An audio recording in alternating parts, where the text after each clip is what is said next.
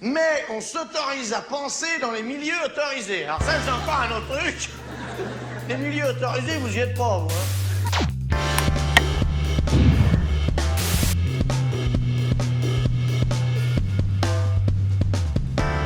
Tout peut disparaître. Notre monde change, évolue, se transforme et emporte avec lui, fait disparaître tout un tas de reliques, d'artefacts du passé, mais aussi d'éléments essentiels dans nos vies, provoquant des catastrophes et des bouleversements dont il est parfois difficile de se remettre. La biodiversité qui disparaît, les services publics qui disparaissent, il y a ces disparitions qu'on craint, mais il y a aussi ces disparitions dont on se réjouit, qui laissent présager un monde nouveau. C'est l'objet de ce recueil de lettres qui raconte 9 histoires de disparition. Tout doit disparaître, lettres d'un monde qui s'efface, aux éditions du Seuil. Et pour en parler, on reçoit François Demonez. Bonjour. Bonjour. Alors, vous chroniquez les disparitions, vous allez nous raconter ces récits que vous avez dans votre livre, mais aussi dans votre média La Disparition, parce que vous avez coordonné avec Annabelle Perrin ce livre, mais avec Annabelle Perrin, vous êtes aussi depuis 1 an le cofondateur de La Disparition, un média épistolaire de reportages installé à Marseille, des lettres que vous envoyez dans les boîtes aux lettres de vos abonnés, accompagnées de cartes postales comme celle-ci. Justement, La Disparition, c'est aussi une newsletter dont vous êtes le directeur de publication. Ensemble, on va réfléchir via les disparitions à notre monde, au chemin que nous prenons et à ce que cela dit des choix de notre société, des disparitions sur lesquelles nous oublions souvent de réfléchir et de prendre parfois du recul également dans une époque de l'instantané où tout va trop vite et où nous passons sans cesse d'une nouveauté à une autre sans jamais vraiment s'arrêter sur ce qui disparaît. Une réflexion qu'on va essayer d'avoir aujourd'hui sur ce plateau parce qu'ici, on s'autorise à penser. Comment allez-vous, François Demonez ? Très bien, merci de m'avoir invité pour parler un petit peu de cette idée qu'est la disparition. Alors pourquoi chroniquer les disparitions à travers ces histoires, ces disparitions ? Vous posez un regard sur ce monde, une photographie sur notre monde, un monde qui peut-être disparaît, peut-être qui se meurt. Vous qui observez les disparitions, est-ce que le monde s'efface, François Demonez ? En tout cas, ce qui est certain, c'est que des choses disparaissent quotidiennement autour de nous et ces disparitions sont un peu faites à bas bruit, c'est-à-dire que une fois que les choses ont disparu, elles ont disparu pour toujours et on s'en est peut-être parfois pas rendu compte. Et c'était un petit peu l'idée de ce média, c'était un petit peu l'idée aussi de ce livre, c'est de dresser un inventaire, alors évidemment pas exhaustif et pas du tout complet, mais de ce qui disparaît dans notre monde. Pourquoi ? Pas du tout dans une idée un petit peu c'était mieux avant, qui serait un truc un peu réactionnaire. Décliniste. Ouais, ou décliniste. Donc c'était pas du tout cette idée-là. L'idée c'était plutôt de comprendre le monde dans lequel on va vivre, ce monde qui serait privé de choses comme... effectivement, on parlait des services publics qui petit à petit s'amenuisent, disparaissent. La biodiversité, c'est évidemment quelque chose qui vient tout de suite à l'esprit quand on pense aux disparitions, mais il y a aussi, et on en parlera peut-être, la disparition du cash, de l'argent liquide et tout ce que ça implique, des pépins. Et donc, la disparition de la honte. La disparition de la honte, alors ça c'est une lettre plus particulièrement sur l'avortement, mais l'idée c'est de dresser cet inventaire pour faire aussi de la disparition une idée un petit peu plus politique et s'interroger collectivement, est-ce qu'on a vraiment envie que ces choses-là disparaissent ? Et à l'inverse, est-ce qu'on ne ferait pas disparaître des choses qui, on le pense en tout cas, selon nous, nuisent à notre monde actuel ? Cette idée, elle vous est venue pendant le confinement d'un constat que du jour au lendemain, on peut voir ce qui structure notre quotidien disparaître sans brancher. C'est peut-être ça aussi qui vous a fait tiquer, c'est qu'on accepte docilement d'en être privé brutalement. Ouais, en fait, l'idée du média est née pendant le confinement, quand on s'est aperçu que tout d'un coup, par décision d'un gouvernement, les circonstances étaient évidemment exceptionnelles et on ne remet pas ça en cause, mais par décision du gouvernement, on s'est vu privé de la liberté de nous déplacer librement, l'attestation de déplacement, tout ça contrôlé par la police, etc., dans un périmètre restreint autour de notre domicile. Et on s'est dit quand même, il y a des choses qui peuvent disparaître comme ça, dans un claquement de doigts, comme vous venez de le dire, et personne ne bronche. Alors là, peut-être qu'effectivement, les circonstances voulaient que, mais ça nous a quand même fait réfléchir. Et on s'est aperçu en partant de là que ces disparitions étaient absolument partout autour de nous. Tout ce qu'on a déjà évoqué comme thématique. Et c'est à partir de là qu'on s'est dit, il faudrait que quelqu'un fasse ce travail-là, cet inventaire-là, qui est... Pas juste un inventaire, parce qu'il y a une réflexion presque philosophique bien sûr, derrière. Ouais, bien sûr. Derrière toutes ces disparitions, on s'interroge collectivement sur la valeur des choses qui disparaissent, et surtout, on raconte des gens, des personnes qui luttent, qui se tiennent debout face à ces disparitions, ou alors œuvrent pour qu'elles adviennent. Et à travers ça, on essaye de, si vous voulez, repolitiser cette question-là de la disparition, afin de dire attention, une fois que ce sera trop tard, une fois que ce sera parti, on parle des services publics, une fois qu'on les aura totalement démantelés et qu'on aura tout versé au privé, il n'y a pas de machine arrière. Et donc observer ces disparitions nous donne finalement des clés de compréhension sur notre environnement, notre monde, notre société actuelle. Oui, c'est un peu l'idée. À travers toutes ces thématiques, en fait, évidemment, on part de la disparition pour parler de bien autre chose et pour parler de choses bien plus ancrées dans notre société, dans notre monde.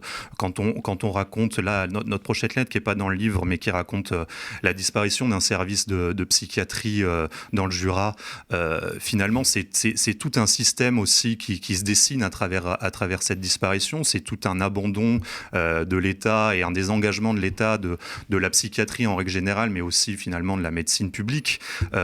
Et dans toutes nos lettres, c'est un petit peu ce qu'on essaye de rechercher, c'est-à-dire qu'on part d'une disparition qui peut être très précise, entre guillemets, la disparition d'un arbre au large du Yémen, sur une île qui s'appelle Socotra, qui est un texte qui est écrit par Quentin Muller. Voilà, on peut se dire, bon, c'est un petit peu anecdotique de raconter la disparition d'un arbre, mais en fait, tout ce que ça veut dire derrière, c'est évidemment des questions d'écologie qui se cache derrière, mais pas que. C'est aussi les populations qui vivent sur cette île et qui, petit à petit, à cause du réchauffement climatique, ne trouvent plus suffisamment de pâture pour leurs bêtes, et donc les bêtes vont manger les pousses de ces arbres dragons. Donc c'est tout un système en fait qui se dessine. Et c'est un petit peu ça ce qui nous intéressait, c'était de partir un petit peu du particulier, de rentrer avec un prisme qu'est la disparition de quelque chose pour raconter un petit peu le monde dans lequel nous vivons et dans lequel on s'apprête à vivre. Puis c'est pas juste un arbre, c'est une espèce endémique, c'est un patrimoine aussi pour les habitants localement, c'est quelque chose aussi qui structure leur vie, quoi. Oui, c'est un arbre aussi qui est empreint de légende. On l'appelle l'arbre au dragon parce qu'il a une sève rouge. Alors il y a plein de mythes qui tournent autour de cet arbre.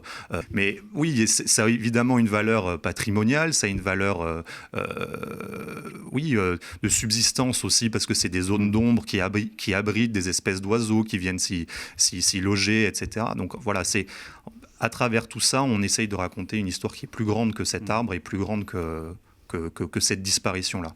D'ailleurs, vous aussi, vous êtes confronté dans votre activité à ces disparitions en tant que média qui distribue dans nos boîtes aux lettres. Je pense notamment à la disparition de la presse papier, mais surtout à la disparition des services publics de proximité dans la Poste, qui vous est essentielle.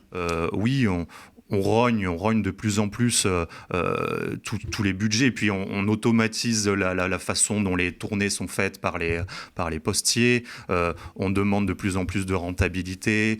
Aujourd'hui, il y a des expérimentations qui sont menées, notamment à Marseille, dans des rues où le postier ou la postière ne passera plus tous les jours pour distribuer le courrier. Donc petit à petit, on voit très bien qu'il y a un détachement de la Poste de son service universel postal. C'est un petit peu le service public que la Poste est tenue de fournir aux Français. Et petit à petit, on rogne là-dessus parce qu'évidemment, c'est plus rentable. Et tout est une question de rentabilité aujourd'hui. Donc, qu'est-ce qui est rentable ? C'est le colis et c'est la banque, les assurances, le téléphone, etc. que propose la Poste. Mais le courrier, c'est plus du tout rentable. D'ailleurs, très vite dans cette interview, vous nous avez dit que finalement, toutes ces disparitions sont très politiques.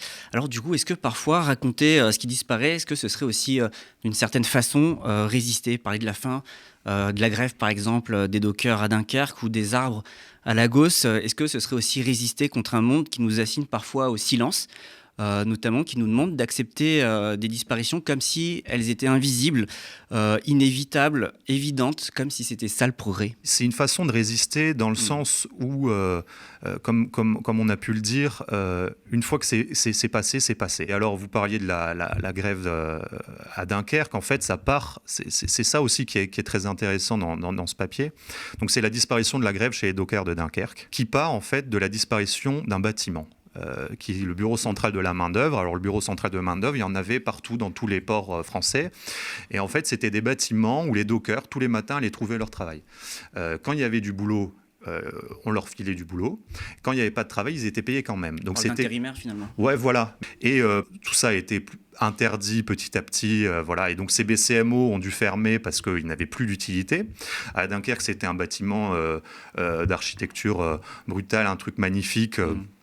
Tout en béton, qu'on aurait pu tout à fait rénover pour en faire autre chose, etc. Mais non, la mairie s'est acharnée pour détruire ce bâtiment. Parce qu'il représentait quelque chose. Voilà, parce qu'il représentait le passé communiste de la ville, parce qu'il représentait ce syndicalisme qui était indomptable et qu'on voulait absolument effacer. Avec la CGT. Et voilà, alors en fait, il y a eu une sorte de scission, c'est pas une sorte, c'est une scission dans le syndicat hégémonique qui était la CGT chez les dockers.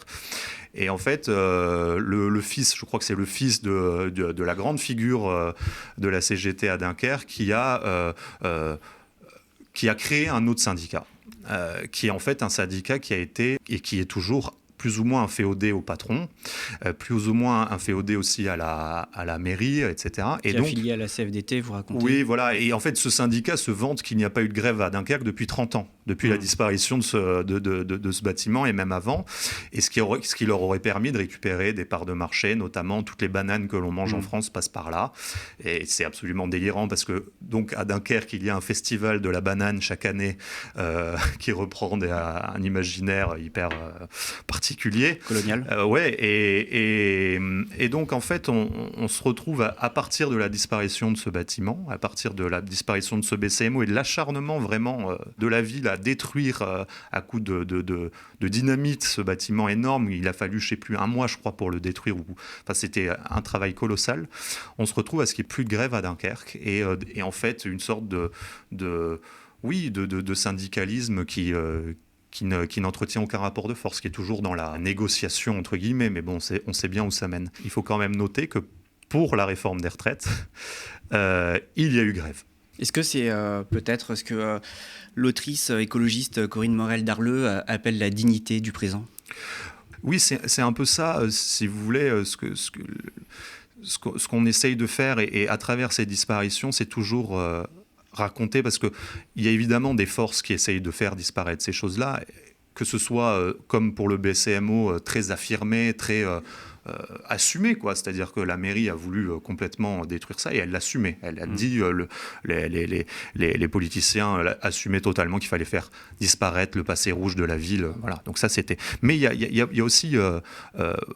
beaucoup de choses qui se passent, oui, comme on le disait, à bas bruit ou petit à petit, sans qu'on s'en rende vraiment compte. Mais il y a toujours des gens qui luttent et qui sont, eux, investis d'une cause. Et je pense notamment à un texte qui est dans le recueil, qui est un texte dont c'est la carte postale justement que vous montriez tout à l'heure, qui est un texte sur la disparition des arbres à Lagos, au Nigeria, qui est écrit par Sophie Bouillon, qui en fait raconte beaucoup plus que la disparition des arbres, c'est-à-dire raconte la disparition de l'espace à Lagos, qui est une ville qui fait 20 millions, peut-être 30 millions d'habitants, personne...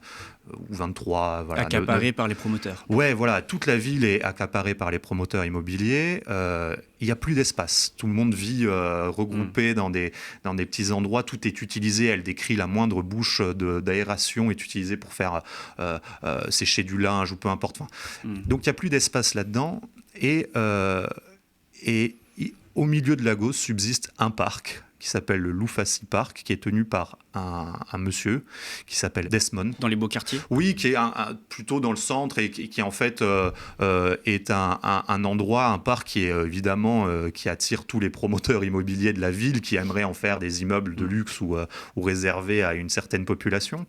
Et cet homme-là refuse depuis toujours de vendre son parc parce que c'est ici qu'il s'était établi avec sa femme qui est désormais décédée, et que ces arbres qui l'entourent lui rappellent cette histoire d'amour et cette vie partagée avec cette femme. Et donc voilà, cette dignité-là de cet homme qui ne succombe pas aux sirènes de l'argent, parce qu'on pourrait lui donner des millions de dollars quoi, pour son emplacement, qui vit très pauvrement dans ce parc-là et qui refusera jusqu'au bout de voir disparaître les derniers mètres carrés de verre dans cette ville, quoi. Vous nous dites qu'il faut repolitiser toutes ces disparitions, peut-être d'autant plus qu'on vit une époque de crise sociale, politique, démocratique, écologique, qui précipite toutes ces disparitions finalement que vous racontez. Raconter ces disparitions, c'est aussi peut-être apporter un regard sur toutes ces crises. Oui, c'est très juste. Évidemment, l'idée de disparition est imbriquée au monde dans lequel on vit, qui est évidemment les espèces qui disparaissent. On perd 20 millions d'oiseaux par an en Europe. Enfin, c'est complètement délirant. Du coup, c'est aussi affronter le déni. Voilà, c'est affronter le déni, affronter évidemment la réalité des choses. Qu'est-ce qu'on fait maintenant pour essayer de, évidemment, affronter ce qui se passe, limiter les effets et essayer collectivement de s'en sortir et de vivre dans un monde à peu près vivable. Mais il y a des points de bascule quand même, parfois. Après, il y a des points de bascule. L'écologie notamment. Oui, complètement. Après, on sait qu'à partir de tant de degrés, il y a quelque chose qui se casse et qui ne peut... En tout cas, on ne peut pas déjà revenir en arrière. Il n'y a pas de retour en arrière possible. C'est l'histoire de toutes ces disparitions, c'est aussi ça. C'est-à-dire que il n'y a pas de retour en arrière. En revanche, on peut, tant qu'on est là, lutter pour essayer de ralentir la course, et essayer d'inverser des tendances qui nous mènent droit dans le mur. Oui, c'est-à-dire qu'il faut nous mettre aussi face à nos responsabilités. Vous parlez de cette étude récente, par exemple, qui nous apprend que 20 millions d'oiseaux disparaissent chaque année. Pourtant, cette disparition, je veux dire, on ne l'apprend pas. On ne la découvre pas avec cette étude. Finalement, c'était une disparition annoncée de longue date. Déjà, par exemple, on pense à l'ouvrage de Rachel Carson, qui le prédisait déjà en 1962, dans Le Printemps silencieux, et qui nous l'annonçait, cette disparition massive des espèces d'oiseaux. Pourtant, rien ne change. Il y a des catastrophes comme celle-là qu'on observe. On en est tous témoins et pourtant on ne fait rien. On ne l'empêche pas alors qu'on sait pertinemment quelles seront les conséquences catastrophiques de ces événements. Bien sûr. Et puis alors parfois on se retrouve démunis face à tout ça. C'est-à-dire qu'on a l'impression de dire, de répéter. Et c'est pas nous qui produisons cette information. C'est des scientifiques très sérieux, des études très sérieuses qui sont menées sur des dizaines d'années dans des milliers de points d'observation à travers l'Europe pour parler de cet exemple précis. Et parfois, et c'est vrai que quand on est journaliste, on se sent un petit peu celui qui prêche dans le désert, c'est-à-dire se dire mais en fait à quoi bon ? Parce que effectivement, on nous le dit depuis toujours. On nous le dit que ça va arriver, que ça arrive, que c'est en train d'arriver. Et pourtant, effectivement, on ne fait rien. Parce qu'apprendre à renoncer à des choses, c'est toujours très, très dur.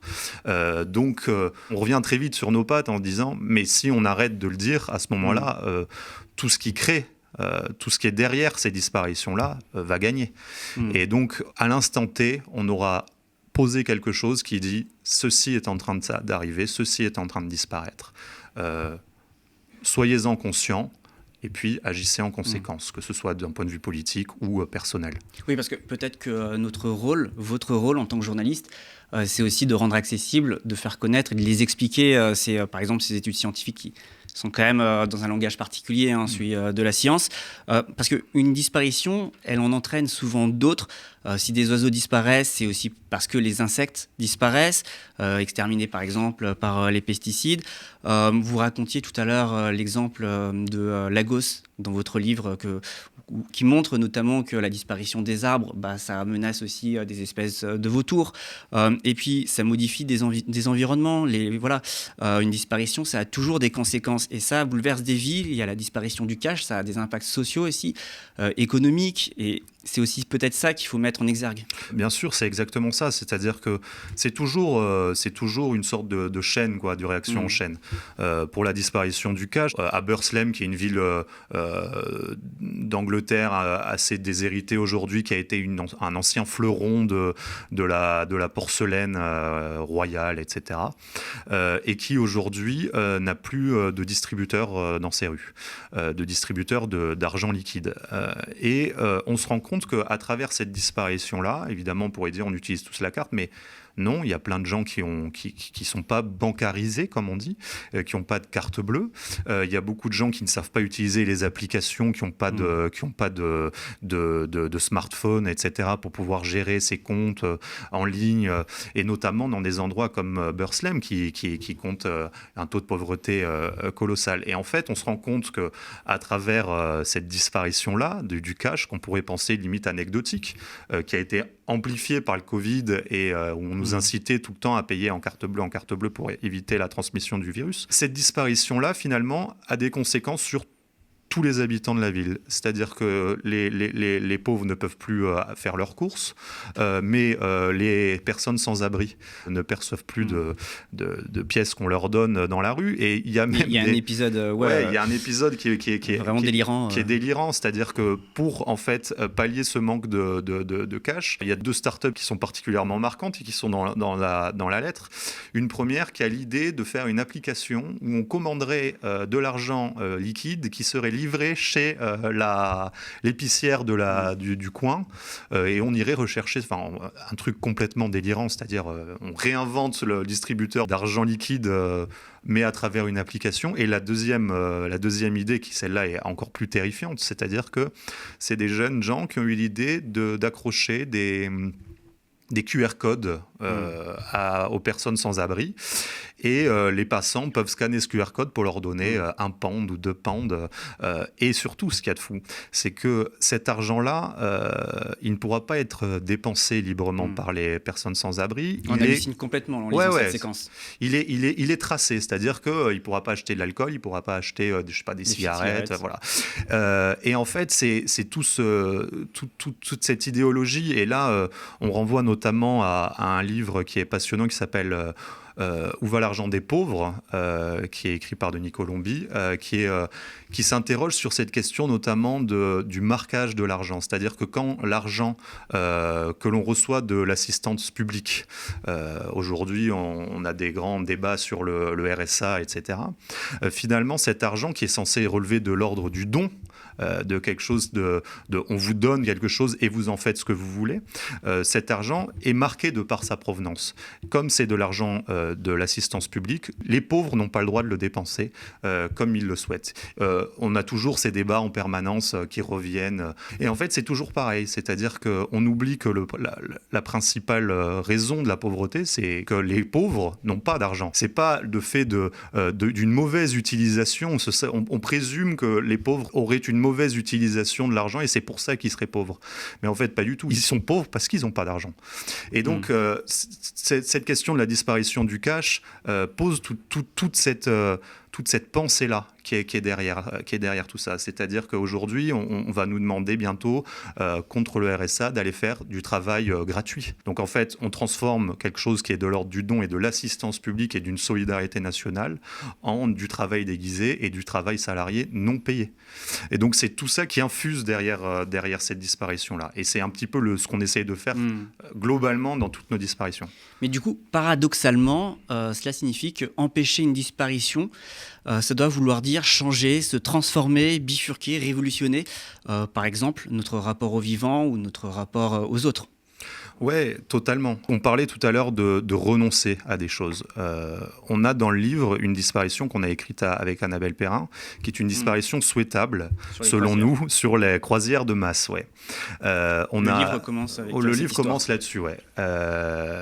J'ai embarqué sur un paquebot de croisière de 320 mètres de long, avec 5500 passagers, 1500 membres d'équipage, un truc qui faisait 70 mètres de haut, enfin un truc une ville sur la mer. Délirant. Ouais.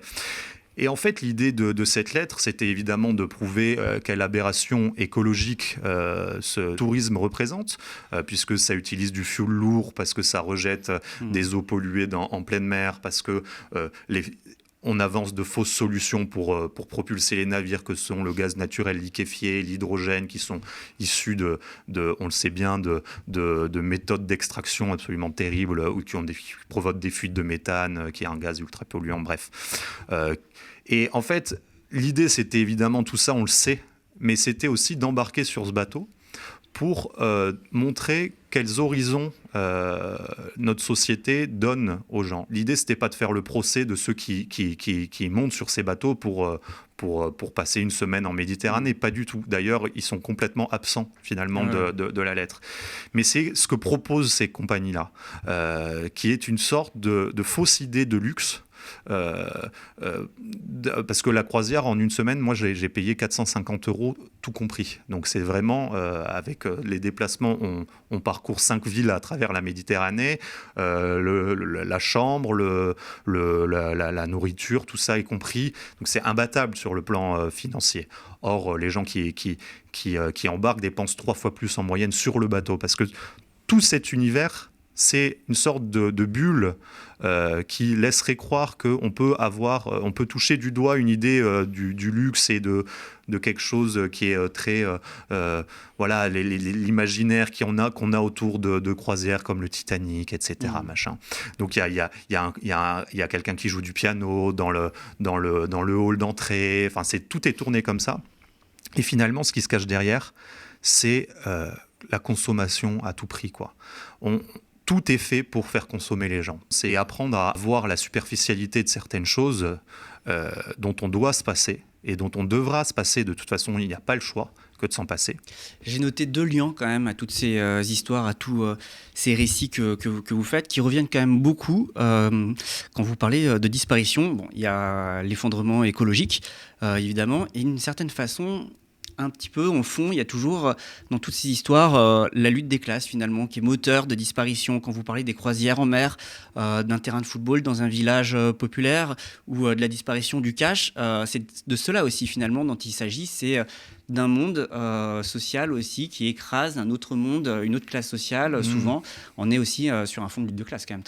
Oui, on ne peut pas faire comme si tout ça, évidemment, n'existait pas. Et les gens qui nous disent que non, la lutte des classes, c'est fini, que tout ça d'ailleurs s'effondre, il n'y a pas besoin d'en débattre pendant très longtemps, puisqu'on le voit très bien avec les mobilisations récentes et tout ce qui se passe dans notre pays et dans le monde en règle générale, que, évidemment, que le système profite à un tout petit nombre et ce système s'emballe, quoi, de façon folle, parce qu'on sent très bien que tout ça ne tiendra plus longtemps, parce que ça ne peut pas tenir. Donc ça s'emballe, ça devient de plus en plus répressif, on fait tenir ça à coups de matraque, de lanceurs de balles de défense, parce que ça tient plus et ça tiendra plus. Donc évidemment, il y a tout ça derrière nos lettres. Et il y a aussi un côté très incarné. Et c'est aussi, ça rejoint cette idée-là, c'est-à-dire que nos lettres sont écrites vraiment à la première personne du singulier, sont écrites comme si elles s'adressaient au lecteur. Ça commence souvent par « à toi qui me lis, je t'écris depuis tel endroit ». Et on voulait cette incarnation parce que la lutte comme ça s'incarne aussi dans des corps, dans des trajectoires, dans des esprits. Et à travers ce jeu, on essaye de créer du nous. Ça fait un peu bateau de dire ça, mais de créer une sorte de communauté qui lutte contre un monde, un vieux monde, pour reprendre une expression qui est un peu à la mode, qui est en train de complètement bousiller notre planète et notre société, quoi. Pour conclure, jamais vous ne vous dites finalement qu'il vaut mieux juste attendre, se résigner, que tout s'éteigne, que tout disparaisse, que peut-être finalement c'est un peu vain, ou au contraire vous dites que face à ce constat, c'est l'heure d'agir. Il arrive que dans des moments pas de désespérance, mais des moments de doute, on se dise à quoi bon en fait, à quoi bon continuer à dire ces choses-là, à écrire ces choses-là, à lutter à notre petit niveau journalistique contre ce qui se passe. Mais finalement, se résigner, c'est vraiment la chose la plus... pour parler trivialement, la plus nulle à faire, quoi. C'est-à-dire accepter que tout ça s'effondre et puis se dire maintenant on n'a qu'à foutre le feu et profiter des derniers instants. C'est vraiment plonger dans une sorte de pessimisme assez mortifère, et puis surtout c'est très égoïste, parce que j'ai pas encore d'enfants, mais j'ai des neveux, des nièces auxquels je pense très souvent, et je me dis si nous, on ne porte pas cette parole-là, nous, à la limite, dans 50 ans, on sera peut-être plus là, ou avant, je touche du bois, mais eux, ils seront là. Et donc, qu'est-ce qu'on fait pour eux? Si on aime juste les gens qui sont juste après nous, on est obligé de se battre, quoi. Je vous remercie, François de Monès. Je le rappelle, vous avez coordonné avec Annabelle Perrin ce livre. Tout doit disparaître, l'être d'un monde qui s'efface. Je le rappelle aussi à vous qui nous regardez, peut-être que vous préférez nous écouter. Alors, vous pouvez retrouver tous ces entretiens également sous forme de podcast, donc sur toutes les plateformes d'écoute. Je le rappelle aussi, le média a besoin de votre aide, de votre soutien pour pouvoir continuer à réaliser ces interviews, ces émissions. On a besoin donc de votre participation sous la forme de dons, d'abonnements, et puis surtout parler du média autour de vous. N'hésitez pas à partager nos contenus, à raconter également notre travail, ce qu'on fait, les reportages, les émissions, etc. On a besoin aussi que vous soyez nos ambassadeurs partout autour de vous. Et puis bien sûr, n'hésitez pas à commenter, on vous lit très attentivement.